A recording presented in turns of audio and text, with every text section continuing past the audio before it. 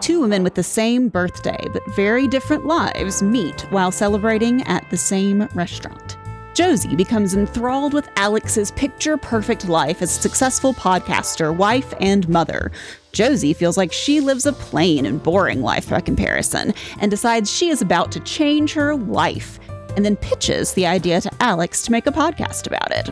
As we learn more about both of their lives as they record, we find out there are more secrets about them than either have let on. Whose life is about to end? Who might have done it?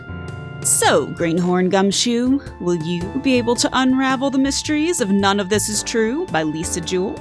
I'm on the case. My name is Brighton, and I'll be your lead detective, summarizing and leading you through the facts of the case. My name is Matthew, and I am going to bumble my way through trying to figure out what's going on in this book. So you'll be the Gumshoe. That I have not read. Let's preface this right from the get-go. The whole thing is that you have read a mystery novel. Correct. I have not. Correct. And you're relaying that information to me. Uh-huh. And I'm trying to figure out what's going on because I'm horrible at picking up on clues and things like that. And so we'll see if you spelling things out for me a little bit better, if I can like solve the case, as it were, by the time we get to the end of this book review / report. Right. So I kind of grew up reading, watching a bunch of, murder mysteries, thrillers, that sort of thing.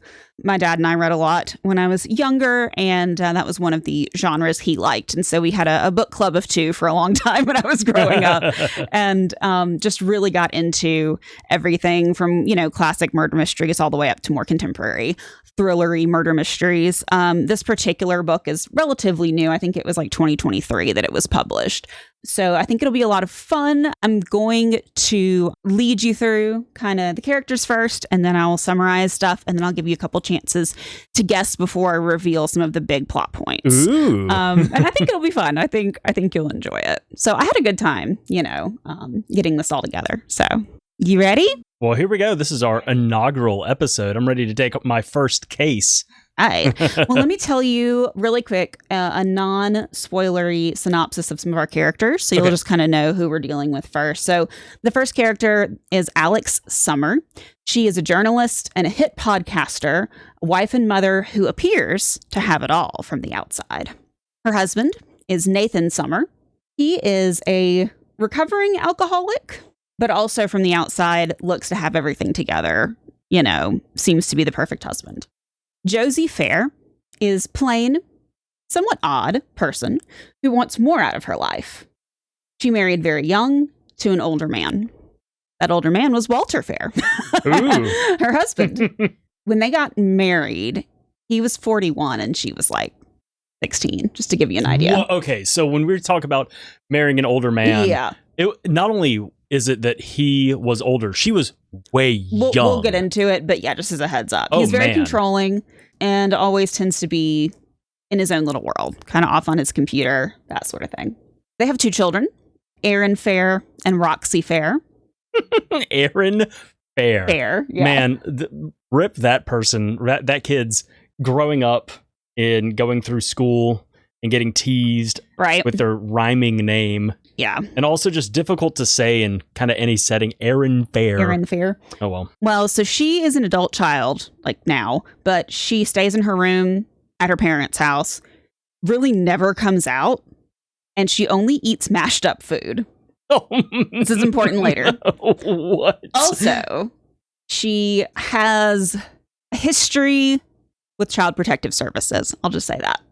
But you say that she is an older, like an adult child. She's an adult child. Like in her 20s or something. But the CPS was when she was a child. Okay, yes. It's not with like one of her kids. No. Okay, got you. Her sister, Roxy Fair, was the wild child. She left home at 16, and that's pretty much all we know about her at this point. Ooh. Her name will come up a lot, but she no longer lives with her parents, Josie and Walter. That's important. Gotcha. And then, of course, we have Fred, who is Josie's Pomchi dog. A Pomeranian Chihuahua mix. Of course. And he's cute as hell. So the framing device for this book is a little bit, I don't want to say it's odd. It's interesting. It sounds odd when I explain it to you, but it worked in the context of the book. So the framing device is it's like a Netflix documentary about a podcast. Is it about the podcast that they recorded together? The one that was talked about in the blurb. Yes, with Josie and Alix. Okay, gotcha. So the framing is let me make sure I've got this right. We are as readers, as viewers, as if we were watching a Netflix documentary about this podcast and the events that took place around the podcast. At times, yes. But it's not 100% framed like that all the time. No, it's more of like an intro device for some of the chapters. So, and they'll use it, or like an outro if you want to look at it that way, just different, like at the beginning we're in, they'll sort of bookend, that's a better way to say it, some of the chapters by being like, here's an outside perspective that you're not getting. Because we get a first person narrative, and this is where I was going, from Josie and Alix, and it switches between the two of them, the two women who met. And kind of the whole joke is when they meet, we're birthday twins, because they both turned 45 on the same day. Ooh, okay, gotcha. So it's just kind of a fun cosmic twins. Exactly. It's kind of a fun little like happenstance thing. And they're at the same restaurant, and they sort of like run into each other like in the bathroom and chat like very briefly. That's when they discover that they are in fact birthday twins.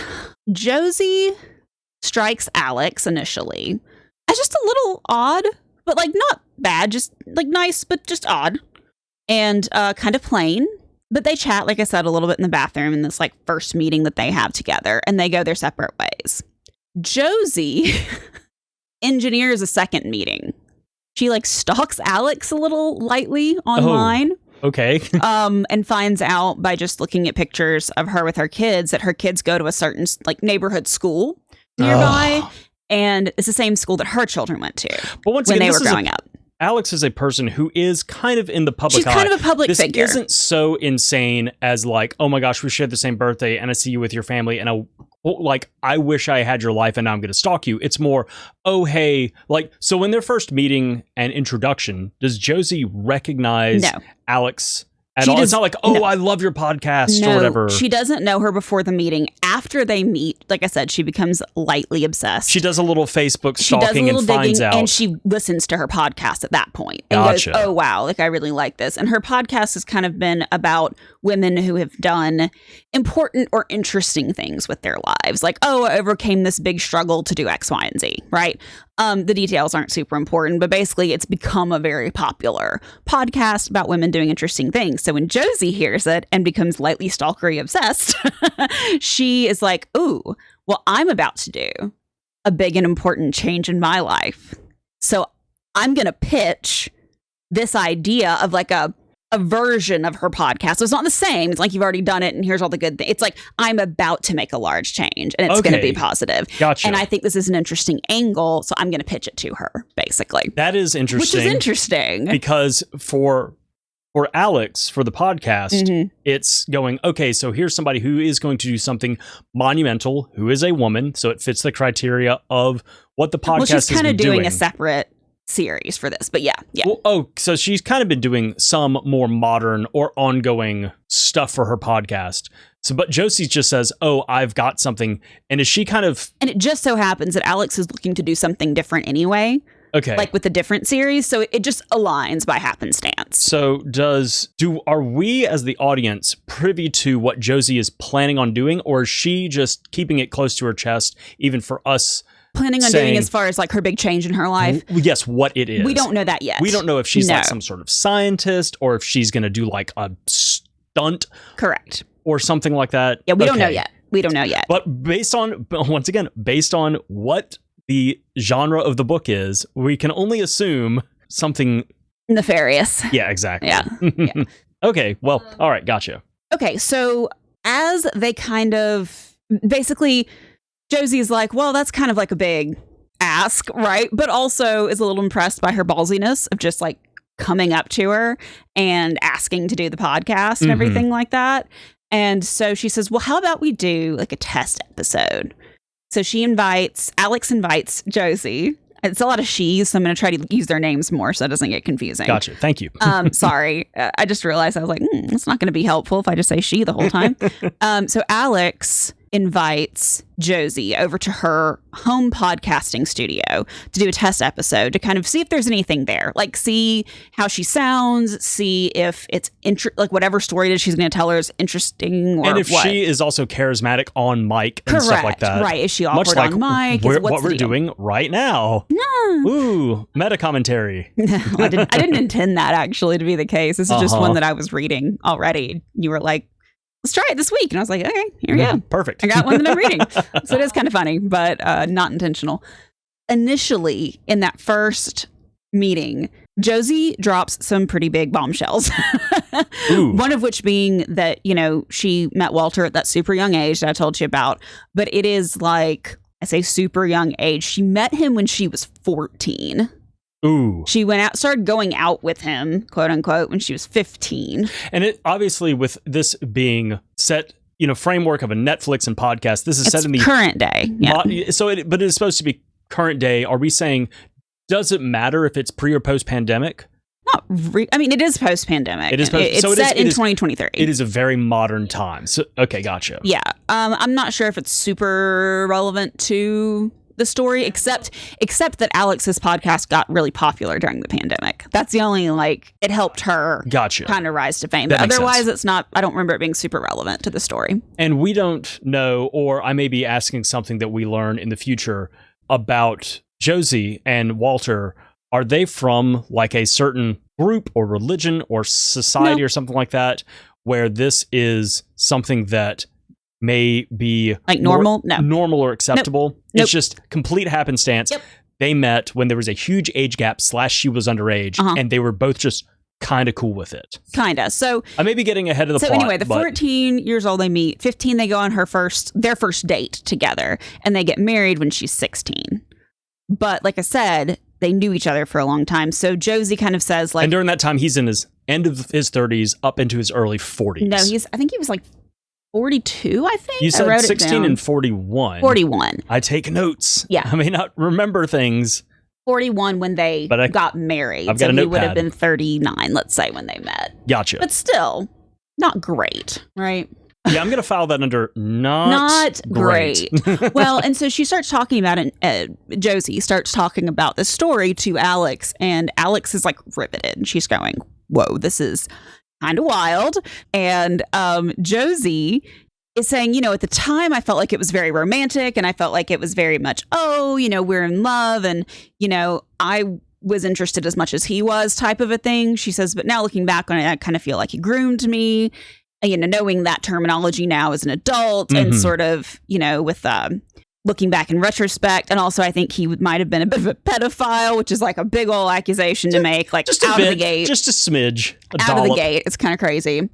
And she also mentions how she feels like her mother is also super narcissistic and kind of a terrible person, was a terrible mother to her. And so... Exhibit A for that is let her get married. Well, I'm presuming it hasn't been explicitly stated. I'm assuming, when you hear something about that, even in storybook terms, right, that with the age difference, especially with one of the people being underage, that it was not even permission. Yeah, exactly. Yeah, and she did, and her mother gave but was not thrilled about it, supposedly. Wait. Okay. Here, yeah, you can get married, but I'm not happy about it. When you have complete control over your, minor, you're still child at that time. Right, but her mother was a narcissist and also kind of, she was telling us that her mother was a narcissist and also that her mother didn't really want her. So it's kind of a weird situation, weird relationship. So lots of weird relationships going on. Okay. She also, at a certain point, drops the bomb that she believes that Walter is abusing the daughter that still lives at home. Oh, no. But she hasn't done anything about it. She just sort of puts her earbuds in and ignores it. And so Alix is So she's heard stuff and assumes. Assumes, yeah. Oh, man. Okay. So, cool. Then Alix is like, wow, this is a lot. And also you have seen some shit. And you got some dark secrets going on here. And Josie says, oh, well, you don't know the half of it. I've got a lot more of my story to tell. And so Alix is like, great, well, let's keep going. Let's do this then. Alix also feels like maybe there's something a little off about Josie. because this was just a lot. And also the stories are... Right, that's a lot of very heavy shit to info dump. Well, to info dump into what is essentially still at this point a stranger, but is a stranger that you now know has a platform and a penchant for talking to people or reporting about certain things like well, and theoretically, not necessarily like this. Because you said earlier that the podcasting is what kind of blew up during the pandemic, and that is now that is her like income, right? That's her job. Yeah. But before that, I guess at the same time, she is a journalist. Yeah. So before doing the podcasting stuff, she was doing like normal journalism stuff, whether that is was it explicit or specific about whether it was modern, just kind of like reporting, or was it? You can also be a journalist of like historian, journalist. No, just like modern, just like newspaper type stuff. But she still Internet, has a name articles. out there for her writing, for her opinions and everything like that. Okay, gotcha. So anyway,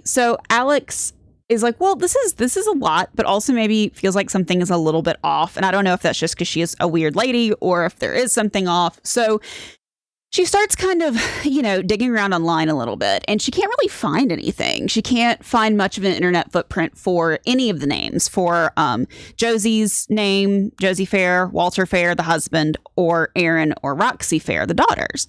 And she's like, well, that's what about Fred? He doesn't have like an Instagram. Instagram. Look for Fred. He doesn't have Instagram. Oh man. Yeah, they all keep a low profile, even the dog. So he's a very small dog, right? So she's kind of going, this is strange, but also maybe they're just private people. Maybe they just don't have an internet footprint, which is a little weird in 2023, but not not impossible, not completely untenable, right? Right. So, but not even like a shared Facebook or like the husband and wife, or not that she can family. find. Okay. Not that she can find. So she winds up while she's at her school picking up her kids one day. She asks the school, like, I don't remember, I think registrar, librarian, somebody like that, somebody in the front office. It doesn't really matter who.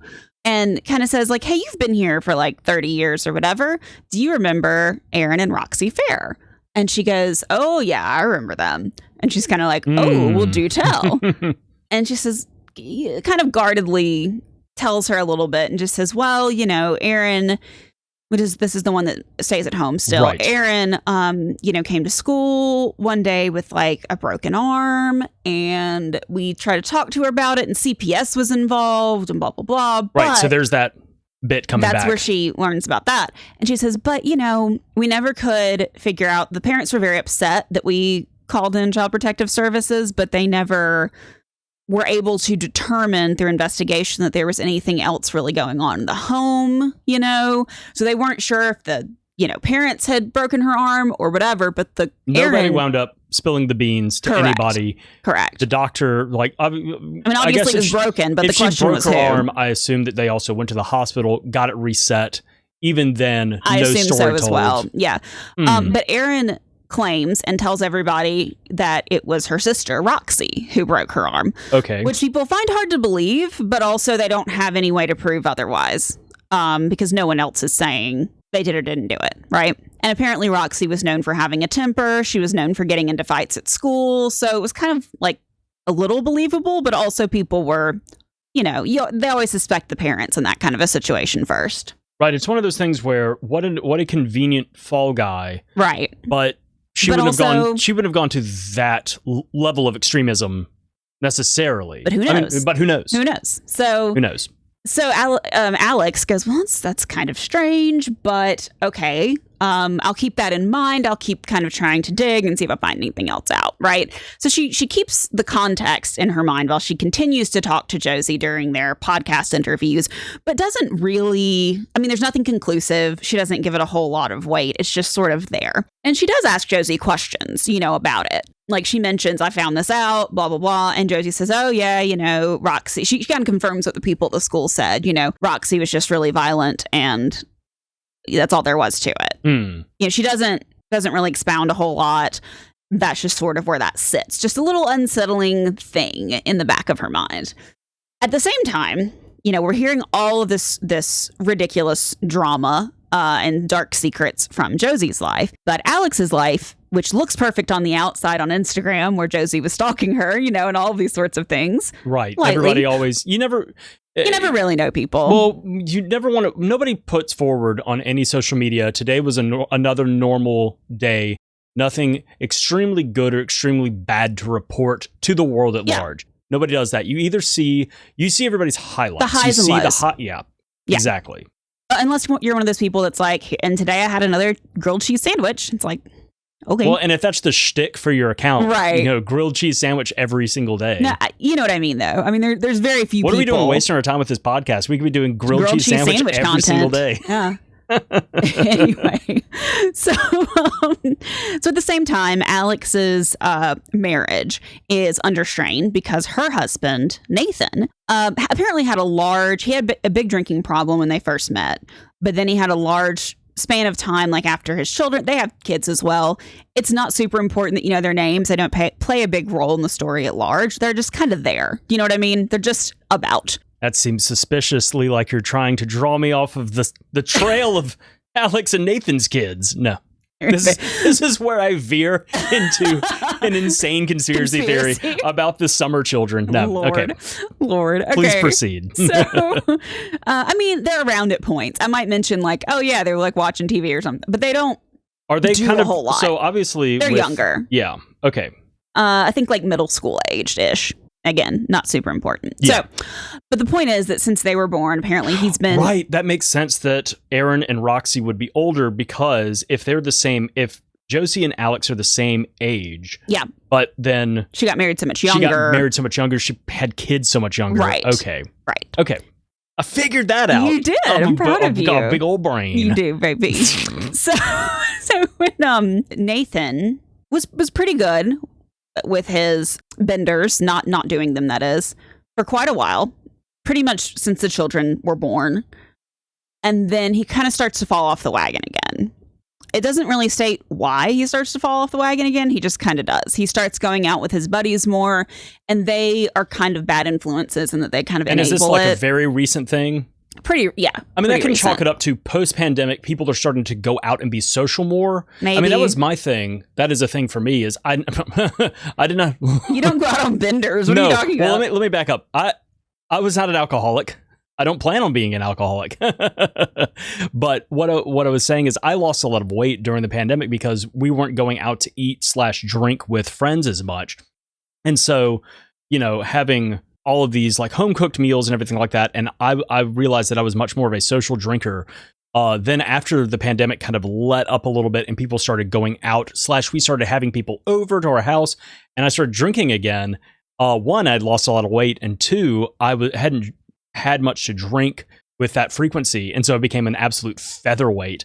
But so I can see that if he had a problem, the pandemic happened, now everybody's going back out as kind of a celebration of let's get everybody back together now that we can do that, and that kind of cracking the lid back open for him to like start abusing again. I mean, maybe that's not clearly stated, but yeah, maybe. Yeah. In comparison, though, even though the benders get longer and longer in duration, as an example, he winds up staying out like all night. She can't get in touch with him. He doesn't come back until the next day, like afternoon.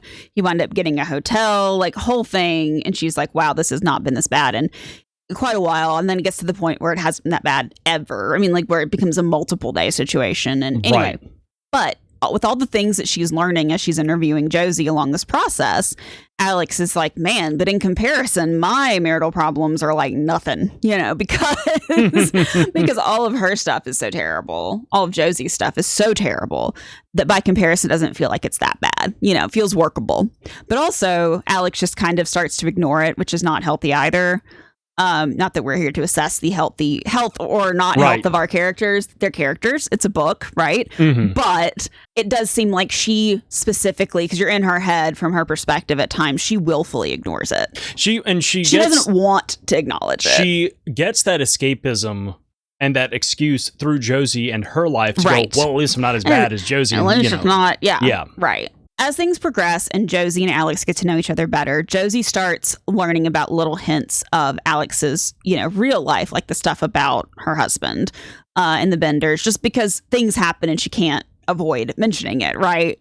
And if they live nearby each other, do they also spend time with each other as friends outside of recording podcast episodes and talking about their personal lives a little bit more? A little bit, but we'll get to that. It gets more as they get further into the podcast. Which, makes sense. As you build a rapport with somebody, you then gain more knowledge and you gain better trusting in the other person to then tell them more things about your personal life. But when I said they live close by, I don't mean they live like next door. I mean, they live like in the same city to where the kids would go to the same school. Unless you're somebody like Brighton who meets somebody and within a couple of hours they start asking, like, just spill their guts to you. This has happened multiple times in her life where all of a sudden she's like, why are you telling me this? Why do you think I'm so trustworthy? To just like...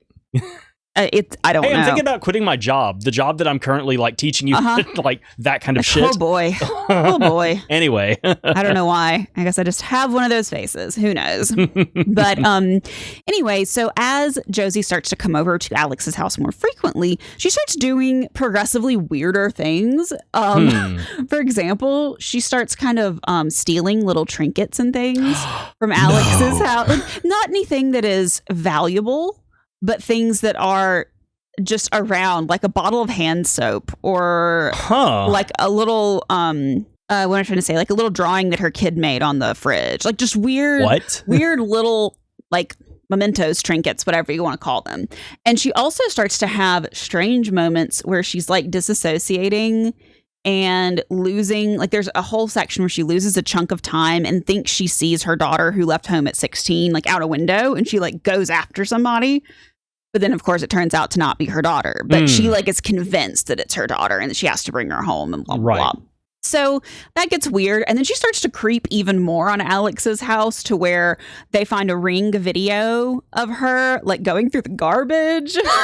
It gets... Get out of here, Linus. Yeah, exactly. It's it kind of slowly... And they ask her about it and she explains it in a way that is still weird but isn't threatening necessarily. Yeah. Does that make sense?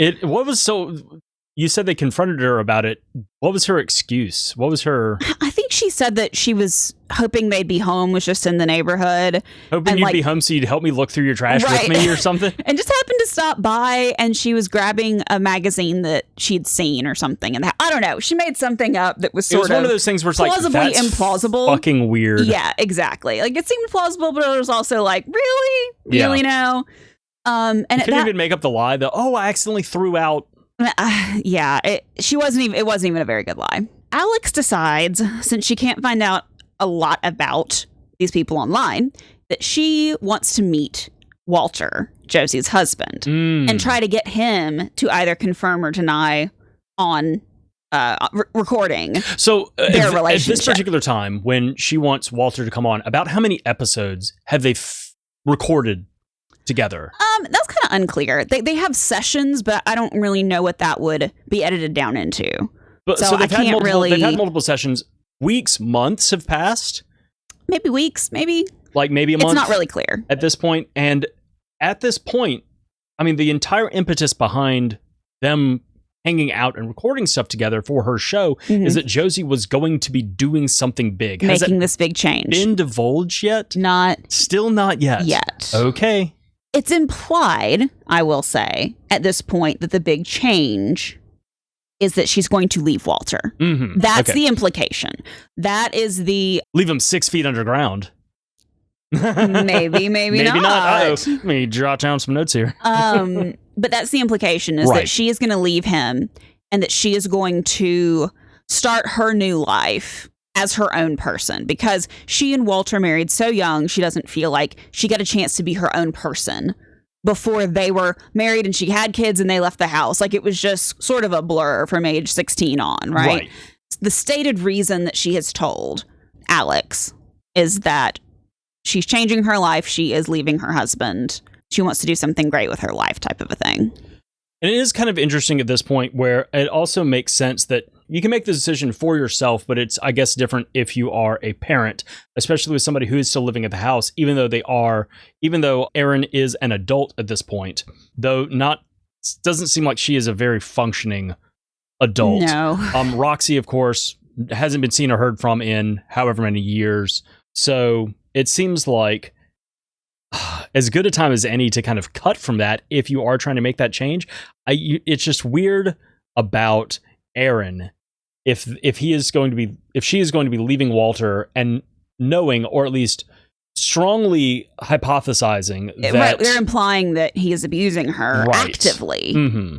It seems like a strange choice to make without also taking your kid with you, right? Or taking care, setting her up in an institution, or I don't taking know, care of that in some way, and like having police or investigators or something else come around and look into that. Anyway, all right, so the ruse that Josie suggests to Alix to get Walter over there is that they're going to have dinner together.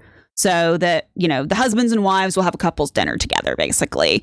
And while they're there, Alix may ask him some questions. Right. Type of a deal. So trying not to make it feel accusatory or whatever, because Josie says, well, if you tell him that he's coming over to record, he's just not going to come. He's just not going to show up.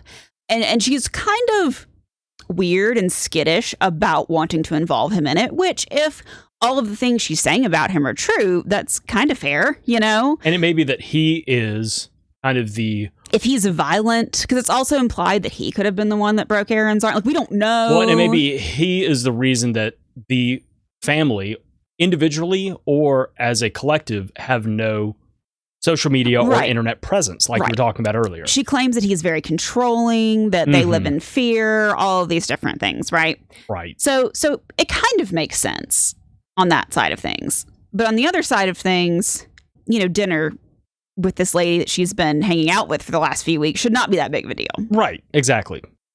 Before Josie and Walter leave for dinner with Alix and Nathan, there's a conversation I want to read to you. Okay. Just a couple of lines. It's not too big of an excerpt, but I want to read it to you because I think it's important. Ooh, okay. So remember when I mentioned that Josie thought she saw her daughter Roxy out a window, chased her down. And chased her down. So they're talking about that first. And she kind of says do you ever think you see her, out and about? And he says, yeah, sometimes. And they're talking about that. And there's a silence. And then this is where I'm going to start reading. This is Josie. I'm probably going to tell Alix about the girls. His head snaps toward her. What do you mean, tell her? I'm going to tell her. What happened? What we did. He narrows his eyes at her. Are you mad? Josie recoils slightly. She hates it when Walter says things like that. It's time, that's all. She'll be able to help us. Help us? Fuck Josie. She'll call the fucking police. Good. Oh my God. Oh Jesus, Josie. You actually are, aren't you? You're actually mad. Genuinely. We've been through all of this. I thought we agreed. No, we did not agree. We did not agree to anything. We need to do nothing, Josie. We need to do nothing. Fucking hell. He slaps his forehead with his hand and pushes the tray of food off his lap so he can stand up. That's it for right now. Excellent reading. Thanks. So there's something I'm going to tell them about. So there's something else she hasn't told the her. Kids. About the kids. It's nothing that he obviously isn't like, shut up, but he's more like, they're not going to, it seems his response was that they're not going to understand. Mm-hmm. Not so much, this is a dangerous thing or this is a bad secret, so much as this is... Well, he's afraid they're going to get arrested too. Right. Yeah. Interesting. Okay. Yeah. So after this huge blow up in conversation, she yells at him about some other things, accuses him openly of being a pedophile. He gets upset, as one would. At the supper? No, before the supper. Oh, before the supper. They had this huge blow up before the supper. Okay. Then they go to supper. And guess who doesn't show up? Walter. Nathan. Nathan. Her husband. Alix's husband. The podcaster's husband. Because he's doing what? Out Drinking. on a bender. Yeah, he's out on a bender. So it kind of falls apart and is super awkward because Walter is like... So instead of having that foil of the other husband, the other man... He just feels like he's kind of like attacked, you know, and trapped and doesn't like it. And also... Fucking Nathan, you messed it up for everybody. I know. And then also Josie realizes how bad his drinking problem is. Because, you know, Alix has kind of minimized it and whatever. If he's just not showing up all night for this planned dinner, no call, no show, she can't get in touch with him. And Josie starts to really sour on Nathan because she's like, how dare he treat you this way, Alix? You know, you are a great person and blah, blah, blah. And he's obviously not. these sorts of things. So she starts to say some things that are kind of borderline inappropriate, overstepping, the boundaries of but that. I think that is also maybe projection of 100%. Of kind of the idealized. Once again, Josie sees Alix and her life as greater than hers and as idyllic. And so seeing any type of crack in that is also a crack in her almost belief. Correct. In that her life can be remedied and fixed as well. And also, I think she's trying to make it, this is my and that interpretation. Once again, she probably loves Alix. Well, but she's trying to make it a mirror of her and Walter too, I think. Like, well, he's so bad, so obviously your husband is also this bad. Yeah. Just in different areas. And why there's no good men anywhere. That kind of a vibe. Yeah, for sure. Alix convinces Walter during this dinner, the super awkward, dinner from hell, to go check out her podcast recording studio because he likes down to the sex technology. Yeah, right. And stuff like that. And so she convinces him on the pretense, let me show you how it works. Right. And she doesn't. Let me show you my job. Show you my job. But she doesn't record him. She just asks him some questions because he's like, I don't want to be recorded, blah, blah, blah. But she asks him a couple of questions. And he says, Alix, I need to warn you about Josie's elastic relationship with the truth. Ooh. And Alix doesn't really understand what he means by that. Just kind of says, she manipulates people and doesn't always tell the real version of the truth, but the version of the truth as she sees it. But they don't get a lot of time to catch up on that because I don't remember if she's Josie around. Walks in or something happens that kind of interrupts. Same house, yeah. Well, they're in a different area though. But still, yeah. So they come out of the podcast recording studio and they walk up the walk or whatever, and basically Josie and Walter get ready and they leave and they say their goodbyes and they go home. And this is a good place for a little bitty prediction break for you. So from what you've heard so far, and there's been a lot there. That is. There's so much that happens in this book. I'm really boiling it down, frankly. Which is wild. It was a lot. Prediction time. From what I told you so far, who do you think might end up dead? And who do you think might be the one to have killed them? So, okay. Wow. So is that a definitive that one person that we've been introduced to so far will be dead? And one person will be the murderer? Is that a guarantee? Yes. Okay, let me think this through. And I'm going to give you another clue by saying at least one of the people we've met so far will end up dead. Wow. Okay. We have the four, I guess, quote unquote, main characters, which are the couples, right? We have Alix and Nathan. We have Josie and Walter. We have the kids, Aaron, who's at home. Roxy, who we really haven't seen much of yet. Once again, Alix and Nathan also have two kids that are kind of in the background. Don't worry about them. Yeah. Roxy is not around, but is still the specter of her presence lingers. We've met, I'm trying to think who else we may have met. I mean, there's a minor character that you didn't really mention her name, so I'm not going to say that the receptionist at the high school or whatever is important. So really, out of that, we have, and there's Fred. No, not Fred. Frankly, I've given you all the names you need. Right. We have five people to pick from. Yep. Oh my gosh. This is rough. So here's the thing is that we know that it just makes me feel that it's going to be, my gut reaction is that it's going to be Josie or Walter one way or the other. Okay. That either Josie has already admitted at this point to Alix that she is going to leave Walter. Right. And we know that Walter is more than likely abusing their daughter, Erin, who is an adult, but is also their daughter. And it seems like she, may have some issues of some kind. May have some issues, and those issues may have stemmed from her upbringing, from her parents. Right. Or from other events that may have happened going on, the whole broken arm mystery, that whole thing. Correct. Roxy running away at 16 at the same age that Josie got married. Her daughter disappears. So that feels like a clue. So there's a lot of stuff I think that has been unsaid so far. There's a lot of stuff implied and not straight out said. I mean, if I tried to overly metagame, You know how you take a test in high school and you're like, there have been 4 true answers or 4 B's in a row. I've messed something up, and you try to like over metagame the test. I feel like I'm over metagaming this right now. I honestly, well, your prediction, you said Walter or Josie. I'm gonna say that what's gonna happen is that I'm going to bank that Josie winds up killing Walter.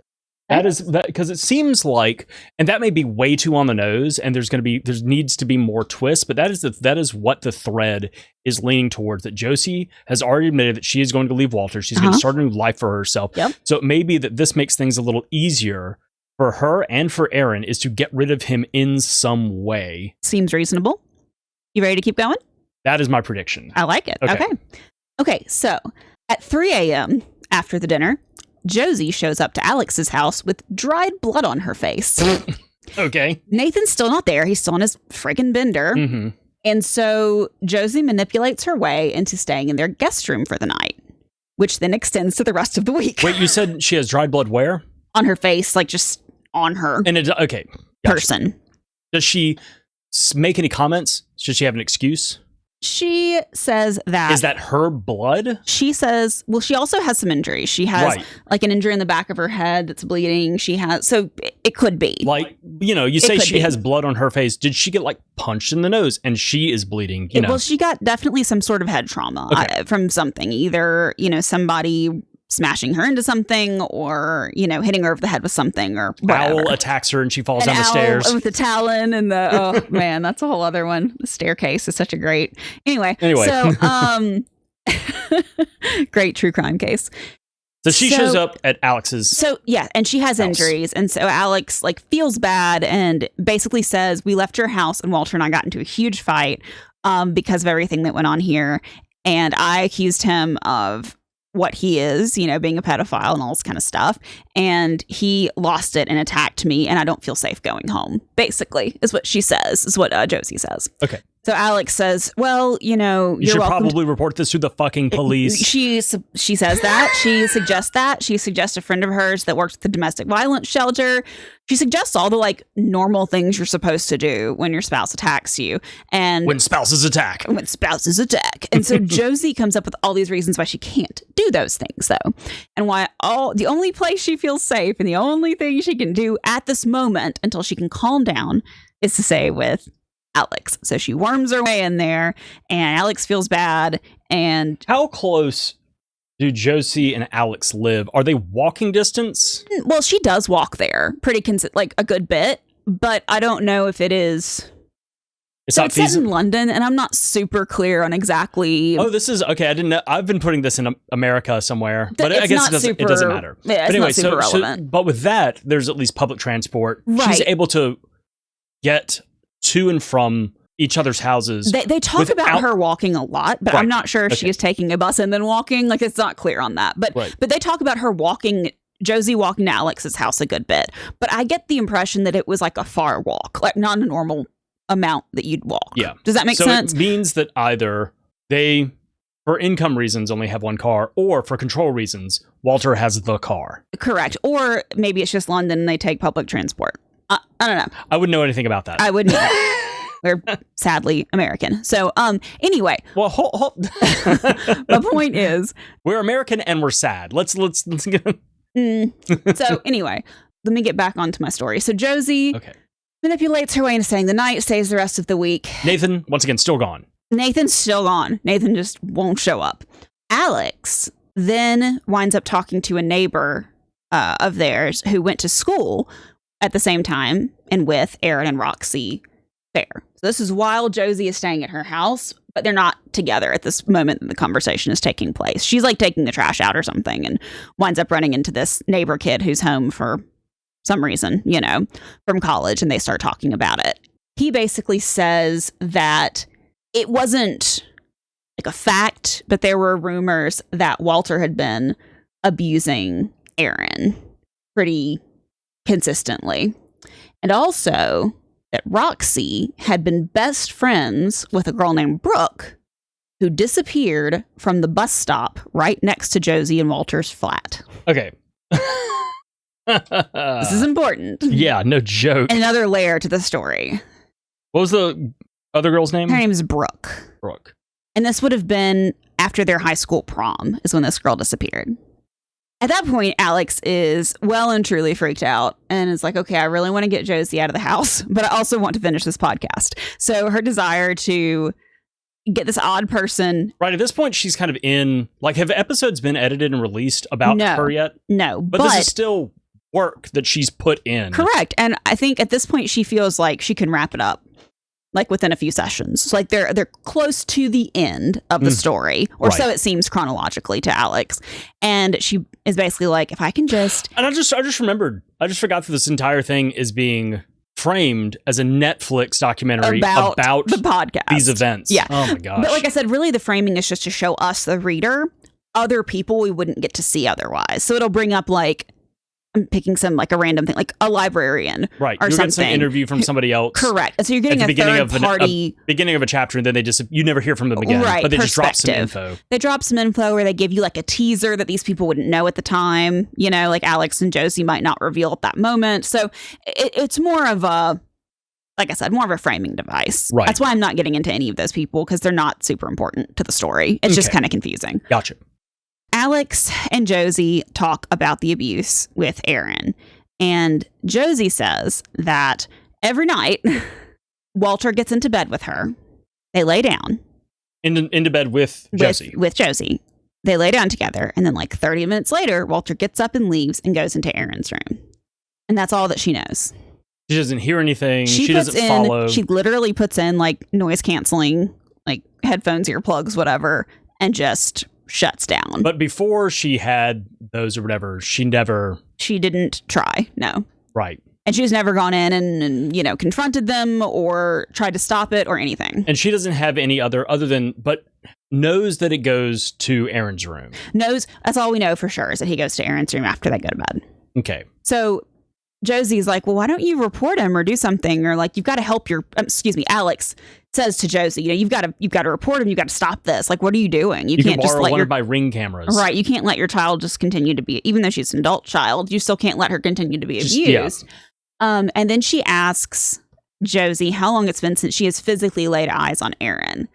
And Josie says 6 to 12 months. That is a long time. Yeah, to live in the same house. To live in the same house as your daughter. Right. And not see them. Correct. 2, that is a wide gap.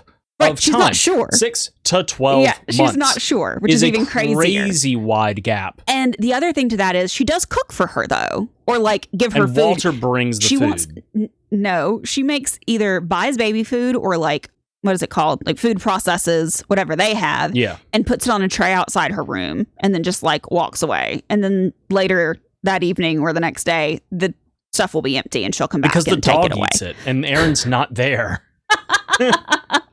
So that is the deal. And Walter, Aaron hasn't been there for a long time, also ran away from home, and Josie just can't come to grips with both of her kids running away. And so Walter has just turned that into a man cave. So he gets up and leaves. I love that. That's a great idea. He gets up and leaves and goes in there and like gets on like Call of Duty or something like that. Mm-hmm. So apparently he's always on the computer in the main den living room area because he's retired. Well, he's retired. Right, because he's an old fuck. He's pretty old. It touches little girls. Right. And I don't remember what else, like what he did as his previous job, but I think maybe he just did like electrical work or something. I don't know. Just Doesn't matter. Doesn't matter. So basically he just like hangs out on the computer all the time is what she says.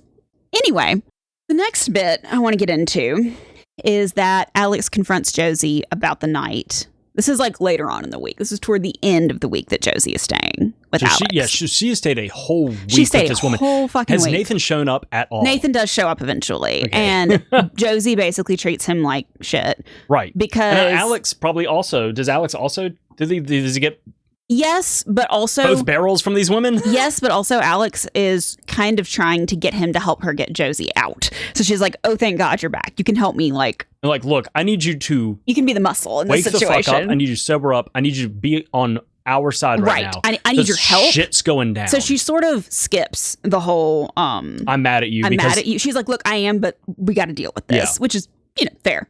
And also, she's still in denial, so... Right.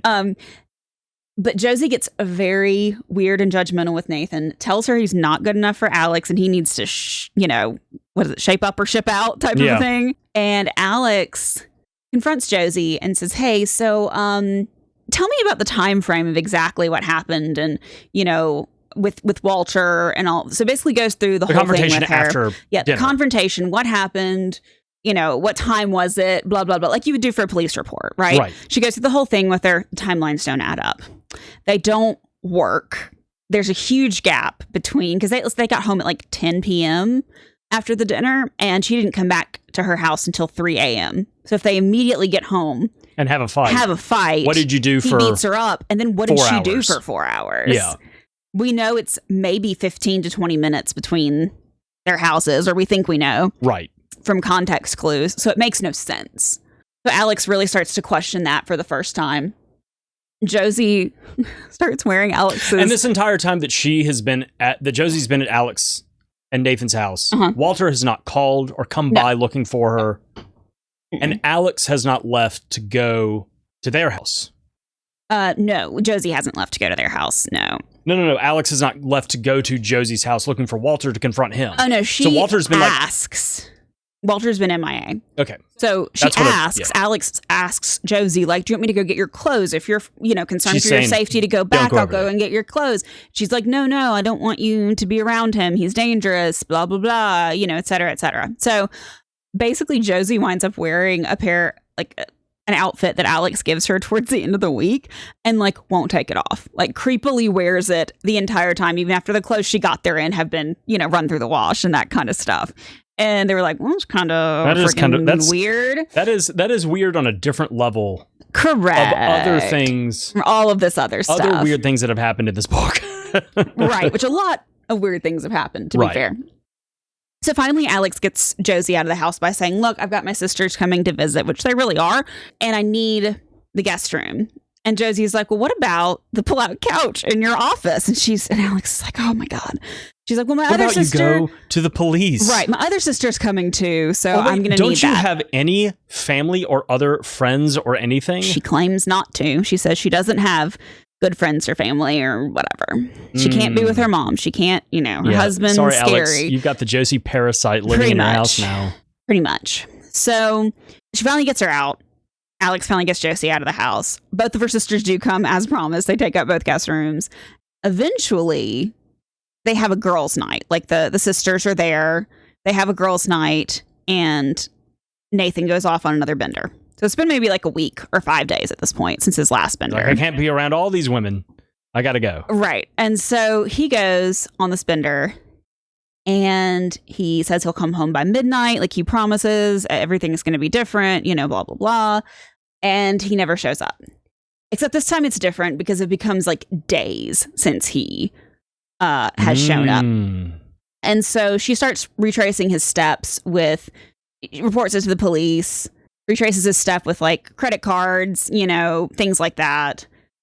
And then she finds out that he was at this hotel with a blonde woman who paid with a credit card belonging to Erin Jade Fair.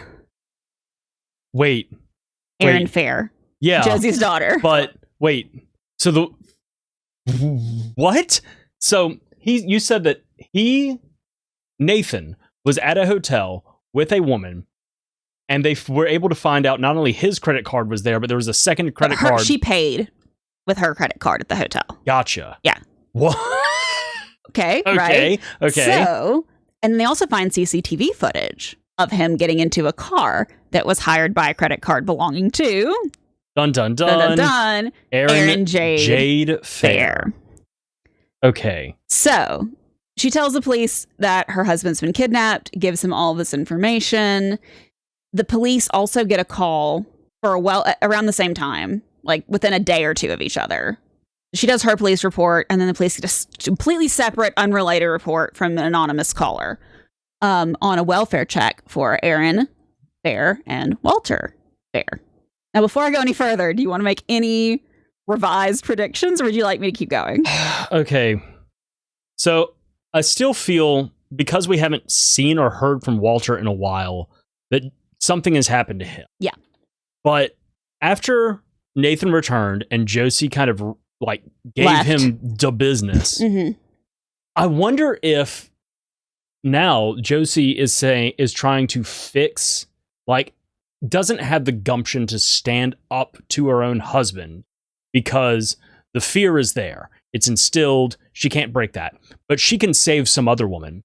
She can save Alix. Maybe. And so I like it. part of me wants to revise and say that Josie...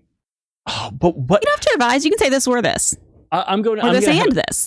I'm going to say now that Josie has killed both of the husbands, or had them, maybe not a hand in it in some way, some form or fashion, has gotten rid of Walter, has gotten rid of Nathan to fix both of their lives because Walter and Nathan, are undeserving of Their the wives. two of them, their wives, but also for Alix, she's got her shit together and Nathan's just like a deadbeat kind of a thing. In her mind. For Josie, Walter is actually like a danger for her and potentially for Aaron, except for this last bit of info, which is fucking bananas. All right. So I'm going to revise and say that Josie has somehow either single-handedly or has had some sort of hand, maybe has employed Aaron to help out with something. Both Walter and Nathan dead. Okay. All right. You ready for some reveals? Let's go. All right. Are we here at the end? We've made it? We're close to the end. There's Wow. still a good bit to go. Oh my We're God. close Oh my to the God. end. So they do the welfare check. The police do. They find Walter badly beaten in a bathtub in the house, clearly dead. Okay. And they find, so you're right. Good job. Good job there. Predicted that one. And they find Erin, the daughter, badly beaten, tied to a customized children's chair with straps on the arms and the legs. But she's alive. What? Like in her room? Like in the hall closet. What? That makes less sense. I know. What? But she's alive, but in a coma. Oh. Let me continue. So she's Okay. rushed to the hospital. Obviously, they Okay. take her and they're like, "We got to help this girl, kid, whatever, Okay. lady." While the police do a search of the property, obviously Josie's not there. I'm starting to put a few things together in my head. Continue. The police are finding some trinkets that Josie had taken from Alix's house in like her underwear drawer. The drawing from the fridge that the kids made, the bottle of hand soap, there was a bracelet, one of the kids' passport pictures. Other items are also there that didn't belong to Alix. One of them, Alix recognizes, because they show her when they figure out that the person is this like kind of might be connected, they wind up showing Alix these items when they find all the items from her house, right? So they're like, do you recognize any other items that don't belong to you?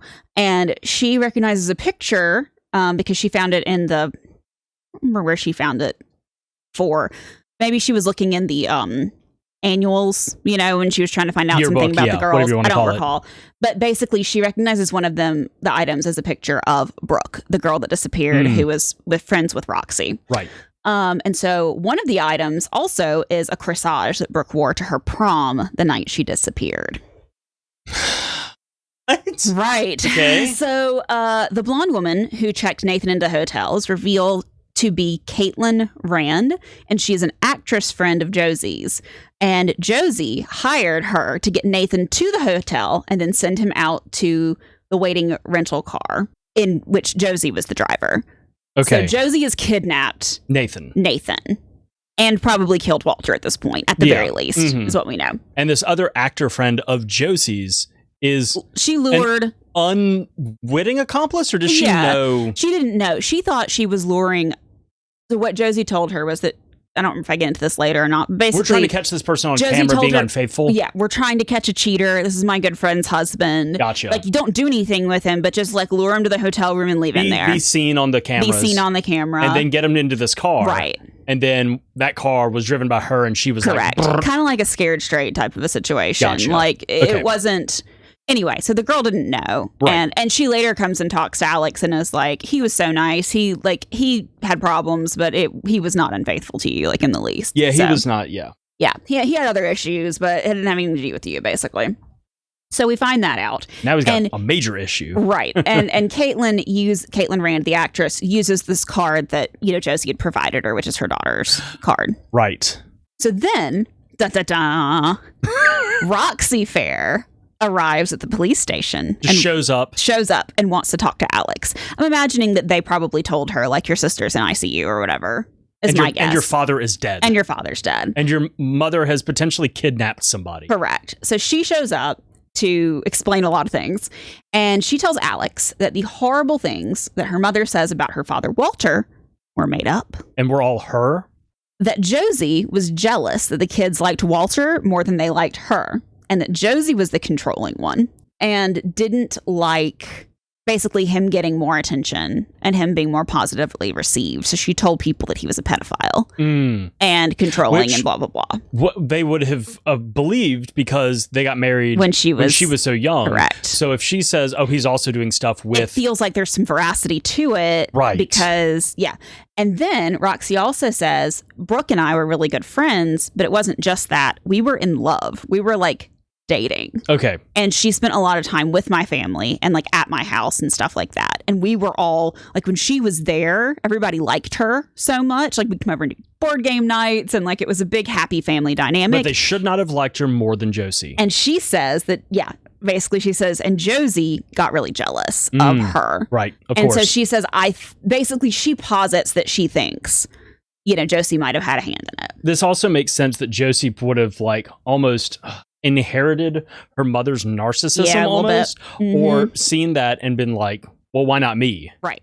Why can't I have? Lacking in attention, was lacking in all of these things, right? Also, Alix then interviews Josie's mother. And also, was that even true to begin with? If we're getting that through the lens of Josie, That's if she... the question. We don't know. Right. Cool. So Alix also interviews Josie's mother. Again, she'd met her before.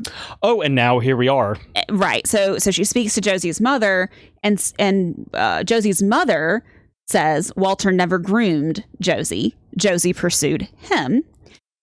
And Walter had originally been dating Josie's mother.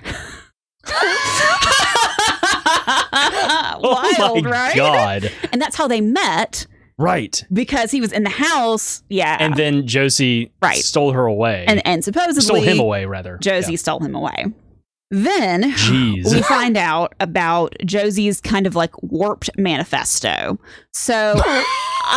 of course. There was a pod... I don't know that I'm going to read it, but there was a podcast episode in Alix's other podcast where she talks about...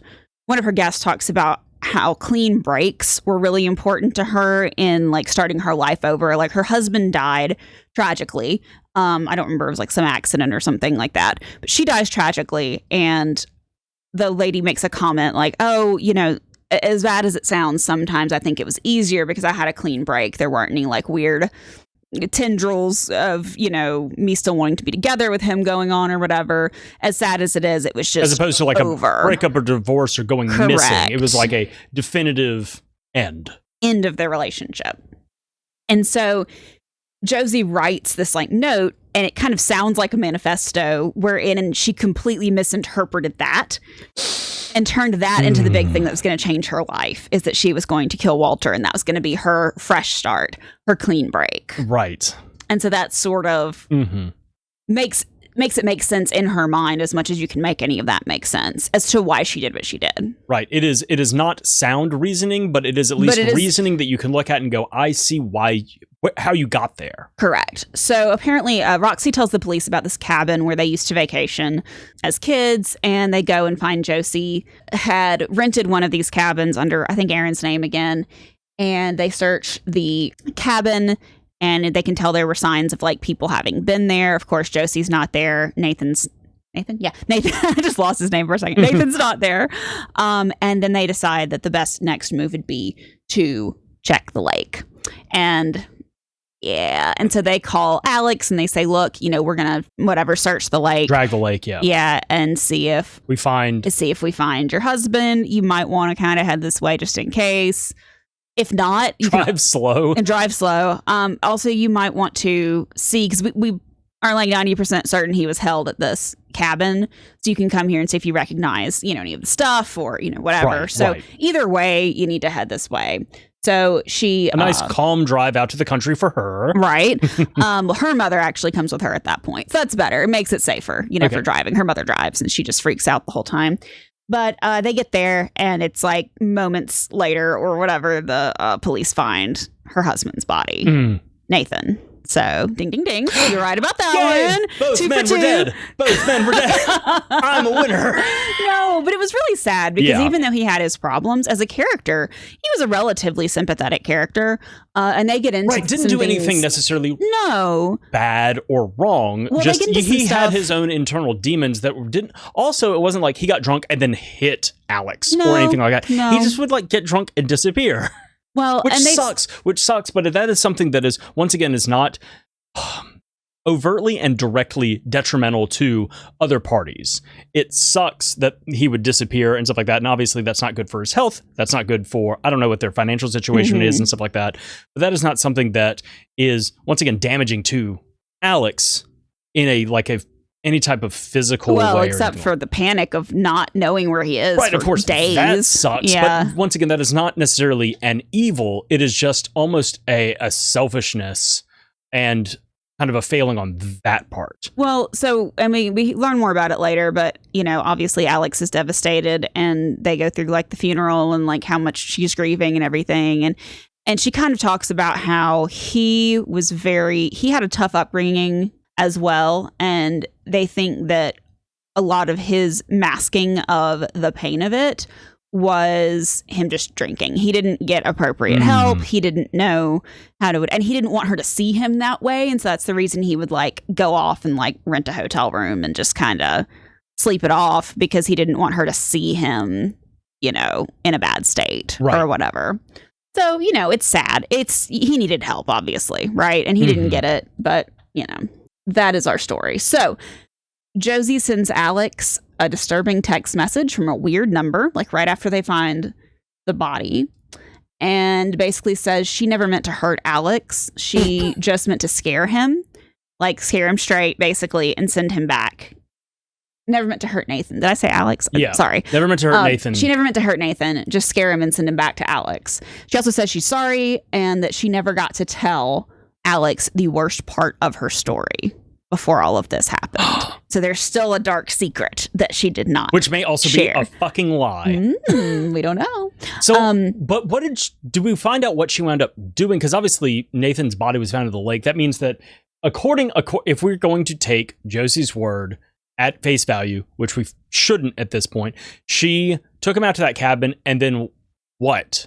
So basically, she was dosing him with barbiturates. How do you say it? Barbiturates. The police later come out and say that he overdosed on that. So she probably did accidentally overdose him. Okay.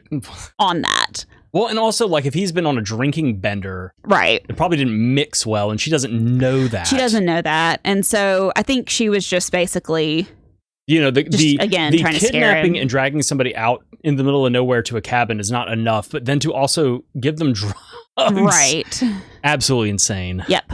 Who knows if she really meant to or not? But he really did die of an overdose of that, so it's possible. Then the next big thing that happens is that Erin wakes up from her coma, and Brooke's body is found in the trunk of a car in a locked garage behind Josie and Walter's house.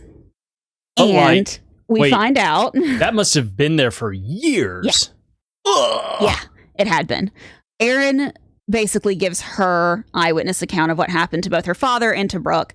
She says that she saw and then heard Josie have a confrontation with Brooke.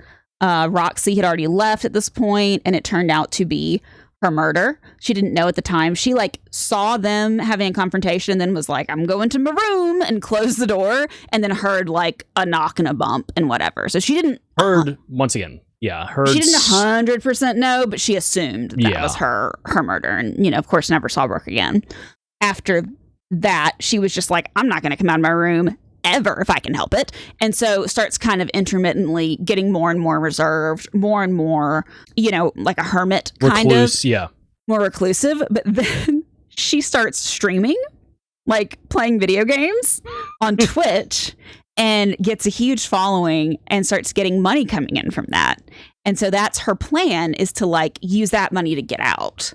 And so she is streaming all night long, and you come to find out that her dad had been like commentating with her on her streams. So the reason he was sneaking out every night was to come in there and like be a character kind of, because she was very quiet and he would like make funny jokes and stuff while she was streaming. Aww. But she was really good like at it. So as people came to watch her be good at it and then hear her dad's little commentary. And also it's just probably funny to hear some older guy. Old man, yeah, making like funny jokes or whatever. So that's why. But Josie just never got up and walked down the hall. No. She made up this whole crazy thing in her head instead. And it was way worse than actual reality of that situation. So how did she wind up strapped to a chair in a coma? Oh, so apparently Josie was acting like she had lost her mind the night she killed Walter. She rushed him and he hit his head on the floor. And then he was clutching his chest like he was having a heart attack, like at the same time. Aaron comes out. Here's what's going on. And Josie basically just like pummeled her. Mm-hmm. And she passed out and wakes up, comes to in that chair. That chair was apparently a punishment device that Josie used when they were kids. Yeah. So not great. But they don't really get into that a whole lot other than to say that the reason their bodies were found, and probably that Aaron is alive, is because people that were like fans of hers online. She hadn't been on for a long time. Mm-hmm. And those are the people that called in the welfare check. Oh, that's the anonymous tip. The anonymous tip was them, not like somebody, which is wild. And so she was like super grateful to, everybody for that. Which just goes to show, audience, that parasocial relationships can only be used for good. Nah, I don't think so. It could have been real bad. So then Alix obviously grieves a bunch, and after several months decides she has to tell this horrible and incredible story. So otherwise, basically, she's not going to have any money because they didn't have an insurance policy. They have no savings, all of this. Her husband was the main breadwinner. Yeah. And so she's like, well, I want to, but also I need to actually, like, monetarily for my children and for me, tell this story. Right. So she slowly gets to work, like, editing all of the recordings she has of the interviews with all these different people. She gets more with these kind of side characters that you see in the Netflix documentary, and kind of puts the whole story together. And it very much paints Josie, as the villain of the story, because she is. And at the end of it, essentially calls her like a basic bitch. Like at the end of the whole, which is a funny little moment. And then trifling. She gets a letter at the end where Josie says she's upset about the podcast and the way Alix portrayed her. And she can't believe that she thought Alix saw the real her and not the her that all these other bad people, the rest of the world, saw. And she just cannot believe, that Alix would portray her in this way, blah, blah, blah, blah, blah, the whole narcissistic, BS. And at the end, she says, perhaps fate will bring them together again. Dum, dum, dum. Then we have a little, 16... Are we going to get to the... You haven't heard the worst part of it yet? This is where we are. Okay. So then we get to the end. 16 months pass, and we get an epilogue of Josie sitting on a bus reflecting on the past. And I'm going to read you this short excerpt from this because I think it's important. A dramatic reading. So this is from Josie's perspective. She's thinking about... She hears some people on the train talking about the podcast, or on a bus or something, talking about the podcast. And her thoughts are like churning, and she's trying to make sense of all the things in her head, the mistakes she's made, the lies she's told, her own reimagining of her life, and just all of these different things. And these are the little clips I'm going to give you real quick. Okay. And she remembers the things that she did as a child, an adult, all the things she did not tell Alix. And she thinks of the things she said she had done, although she didn't. And the whole thing feels like a twisted, sickening knot of truths and untruths that she will never be able to unravel, that no one would ever be able to unravel. But one thing shines through. It feels like the truth, and she hopes it is the truth because it defines her in so many ways. The night she came home and found Roxy kneeling over the white-clad body of Brooke Ripley, with tears coursing down her cheeks, wailing, "I didn't mean to do it, Mom. I didn't mean to do it." And Aaron standing in the doorway, staring and rocking with her hand to her mouth, and Roxy saying, "What are we going to do? What are we going to do?" And the call to Walter in Newcastle, who talked to them so slowly and insistently through what happened next. The plastic sheeting in the store cupboard, the window in the bathroom that opened out onto the garage, the key in a drawer with the number 6 attached on a plastic tag. And a little skip, and then waiting for the whole thing to be gone and finished. Days later, Roxy's disappearance, her hate-filled words as she left and said, "If you tell anyone, I'll just say it was you. I'll always say it was you." She thinks of the row she had with Walter the night of the dinner at Alix's house, how she'd pulled the key from the drawer and told Walter she was going to tell Alix everything right now, that she was going to tell the world about their dirty little secret locked in the boot of his father's old Morris Minor in the garage behind the house. She remembers him clutching his face, the stricken look on his face. She remembers him staring at him as he fell to the floor and just watching as the color left his face, his fist against his chest. She tries to remember what happened after, but even as the memories form, she's not sure if they're true or if they're dreams or hallucinations. But Aaron was there, she's sure, and she remembers hitting her and hitting her and hitting her. And then the memories bleach out into nothing. So basically, she comes in and says at the end, actually, Roxy is the one that killed her. Yeah, let me get the last word in real quick. Yeah. And say that I'm actually a good person. And that's pretty much it. I covered / was blamed for all of this shit, but it wasn't me. But I still killed Nathan. And she still killed Walter. And she still beat up Aaron. Well, I mean, her thing... Yeah, but... Right. But was that Walter had a heart attack when she said she was going to talk about Brooke. But they said that the police said that he was beaten. Yeah. And in the tub. Right. And stuff like that. And she was also coated in blood when she showed up at Alix's house. Yeah. So, yeah, I think that's her trying to cope and tell herself, I am a good person, right. by rewriting and re-editing the memories in her head so that she can cope with what she's done. Right. Right. And kind of, she says, like, at the end, she says something to the effect of, like, I'm pretty sure that's the truth. It has to be the truth, you know? So the question becomes, at the end of it, do you believe her about Brooke's murder? No. Or no? No. I don't believe her about a goddamn thing. Yeah. Yeah. None of this is true. None of this is true. Exactly. Wow. What an insane... What a ride, right? Character. But hey, good job. Hey, yeah, I solved it. You did. Yeah, hey, you did a great job explaining everything along the way. I've got good notes with so many things all the happened. Different characters.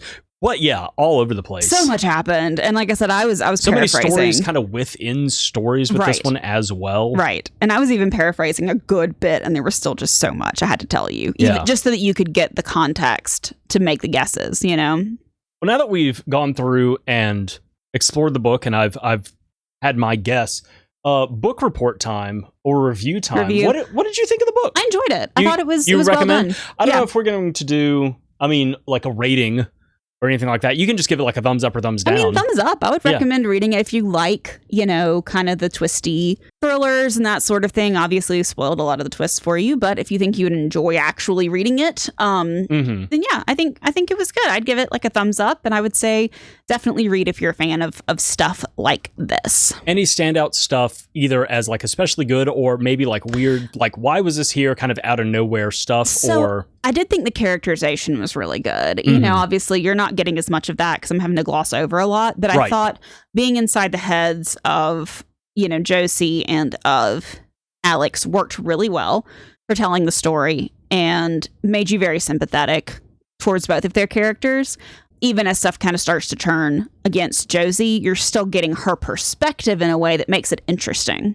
Did the framing device of this is a Netflix documentary flashing back to the events that led up to this eventful podcast of Josie and Alix, do you think that was a help or a hindrance to this overall book? Was it more just like, this is kind of like almost set as a sign of the times? We've got podcasts, we have Netflix documentaries, it's things that like we are used to absorbing in media or as media now, and so that we can immediately understand the framework of, okay, here's a little snippet and now we're going to go back in time to the narrative. Honestly, I don't think it really helped it or hindered it. And what I mean by that is I think it was neutral, but it was an interesting way to get some different perspectives in that weren't your two first-person perspectives, like different characters we wouldn't have met or whatever. Was there any like heightened suspense with information that was like given during an interview Yes. at the beginning or end of a chapter that you were like, oh man, I can't wait for this to pay Right. off. They give you some little like nuggets, right, of little things to look forward to that were going to happen, or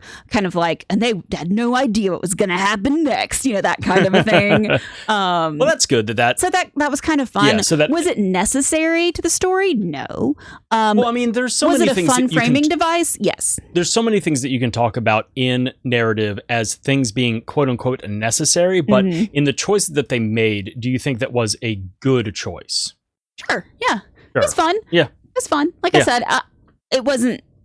It was more just like because I've watched Netflix documentaries. It definitely had the right you kind feel. of point at it and go like, ooh, I know this. Like, Right. If you've watched any of that stuff, it felt very much, reminiscent of. They would talk to like, the janitor of the school or the lady that worked with her at her job, that type of thing. People that were sort of tertiary to the events unfolding. Cool stuff. Yeah, that's good. Well, thank you for I enjoyed guiding it. me through this first case, as it Yeah. were. You did a great job Well, thank you. going through. Man, yeah, that one It was had a lot. a lot of details. Right. Hopefully the next one will be simpler. We'll see. But you did great. I was very proud of you. You solved your first case. Thanks. Yeah. Thanks for the second pause to go, do you want to revise your accusation? I go, yes, I would actually love to do that right now. Well, I was about to reveal, you know. Exactly. I was like, it was your last chance. Yeah, I just felt like there was so much stuff with Josie kind of shit talking Nathan behind his back and also to his face. That I was like, this is going to be something like now he is involved. Unfortunately, he is involved in this whole thing. Correct. She latched on, basically. Yeah. All right. Well, until the next case, Gumshoe. Da da da da da.